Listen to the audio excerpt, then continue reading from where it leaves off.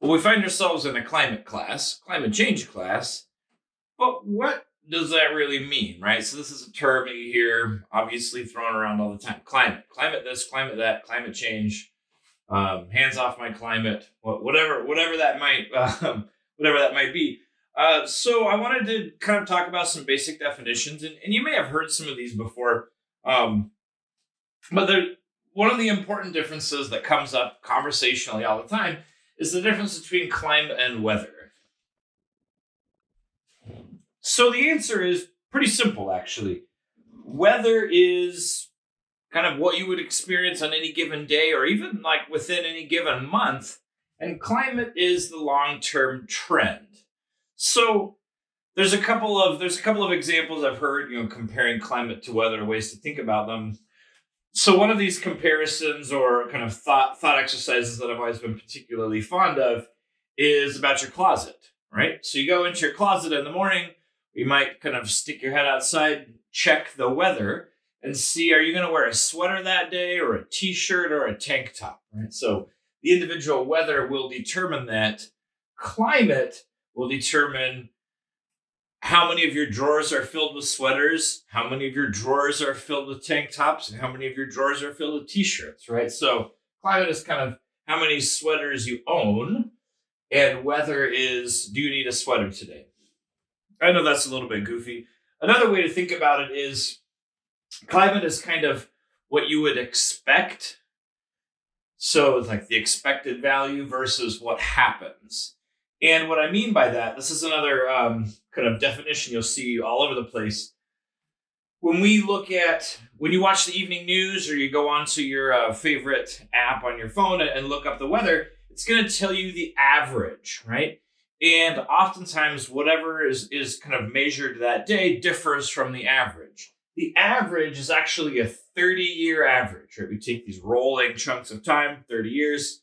So when they say today was 10 degrees above average, this is the average. This is the 10 degrees above average, right? So this is what you would expect versus what you get. So climate is kind of the long-term trend, weather is the individual variability of a given day. So another way to kind of compare, or at least to think about these long-term trends, is when we look at the instrumental temperature record, which is something we're going to talk a lot about in this class. So you're going to see lots of graphs that I'll pop up here. We can look at, in this case, I think the record goes back to 1850. In most places, the record goes back to about 1880 or 1890, but some of them, particularly like ones in London, go back a little bit further. But what this is showing you is the overall trend or kind of temperature per year. And so in this case, when you're looking at this line, you're looking at climate, right? Because you're looking at it over time. Another thing to notice is that on this graph, they have an average, right? So they determine a certain number of years, kind of a span of time that's zero. And then they measure the anomaly, right? Was it more or less? So again, when you look at something like this, you're looking at climate data, right? So long term. The next question that I wanted to outline or at least discuss in this first kind of video of our class is it warming? This question is great because it's just observational, right? Is the climate getting warmer? And the answer is unequivocally yes. Right? So we actually saw this graphic and look at it again. This is showing temperature anomaly. So obviously, if you look in the nearer, the more recent history, it's pretty stark. One of the things that I like to check in on every year, actually just about this time, is the temperature record highs, right? So actually, if we look at the entire temperature record, and this is calculated for average land temperature, so kind of everywhere that's measured, and we can look at the 10 warmest years in the instrumental record, they've all occurred within the last 11 years, right? So that's pretty alarming, right? And again, that's nice because it's just observational, right? So the 10 warmest years in the entire temperature record have occurred within the last 11 years. Only one of them didn't make the cut. And I think it got bumped out 2 or 3 years ago, right? It was in there. So yeah, it's warming. And it's alarming. That's what we're here to talk about, right? Why it's warming, kind of what are the mechanisms and what are the solutions, and kind of how can we understand this and communicate this. So the next question, why is it warming? So we've established, yes, unequivocally it is warming. Why the heck are we seeing these patterns that we're seeing? Well, that requires actually a lot of background. So we're going to go through, a big portion of this class understanding why it's warming, really, like I said in another video, from the physics and chemistry perspective. Right? We're going to have to look at some things. Well, first of all, there are natural causes of warming, or natural causes of climate change, and human-caused reasons why climate would change. When we look at this drastic change over the last period, it's very clear, scientific consensus, that it's warming particularly because of burning fossil fuels. And that, again, that's a term that you hear thrown around. What we really mean, the kind of primary constituent there is carbon dioxide. And it's carbon dioxide that we've moved from what we call the slow carbon cycle, which means that's carbon that's basically in rocks, like coal and oil. And we've taken that out of the slow carbon cycle, caused combustion, and now it's in the atmosphere, which is the quick carbon cycle. A whole week on the carbon cycle later, so don't worry about that. But why it's warming is generally excess CO2 in the atmosphere. We'll talk about how that works, so don't worry about the mechanics there yet. The last thing that I wanted to touch on is when we look at CO2 and we keep talking about, slow carbon and fast carbon, is by sector. And this kind of leads into like what we can do, right? And so we can say, okay, well, where is the CO2 coming from? How are we getting all this excess CO2 in the atmosphere?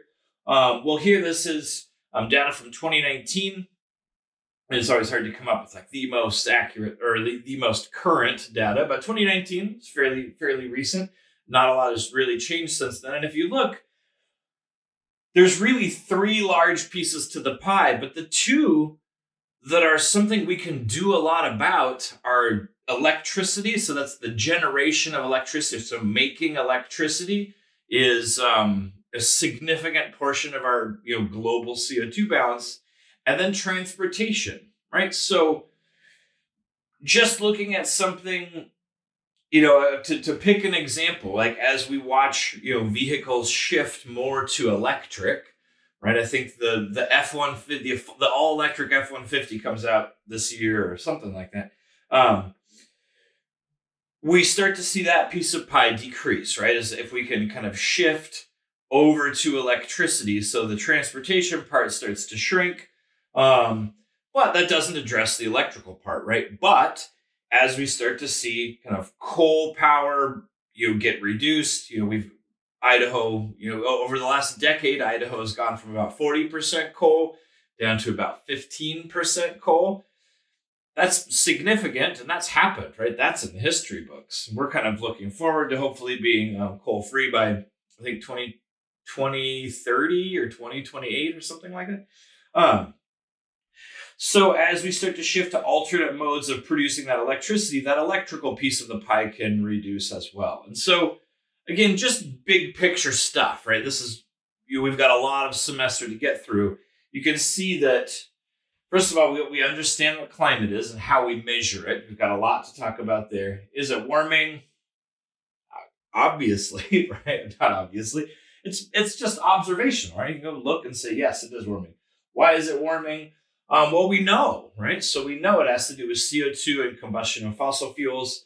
But then when we look at that source of CO2, we also see that that's a solvable problem, right? There's something that you can do there. And even on top of that, something that we'll hopefully get into by the end of the term is there's a lot of people who think just changing the pie diagram is not going to work. We might need to do something more aggressive, right? So there's this whole realm of what we call geoengineering, which has to do with how can we get CO2 out of the atmosphere, right? So there's direct air carbon capture, there's soil sequestration, all kinds of crazy stuff. There's dimming aerosols, and none of that stuff is happening, right? It's like near future sci-fi, right? It's things that could happen like in a few years. The technology's here. We just don't necessarily have the political will to do it. Okay, so what we're going to do for the rest of the week is kind of talk about how Earth works, right? So before we start really kind of getting into these nitpicky diagrams, we need to talk about how heat gets to Earth and how heat moves around Earth. And it happens a couple of different ways. So that's largely what you're going to focus on for the rest of the week. Okay, well, I'll see you in the next video. All right, bye.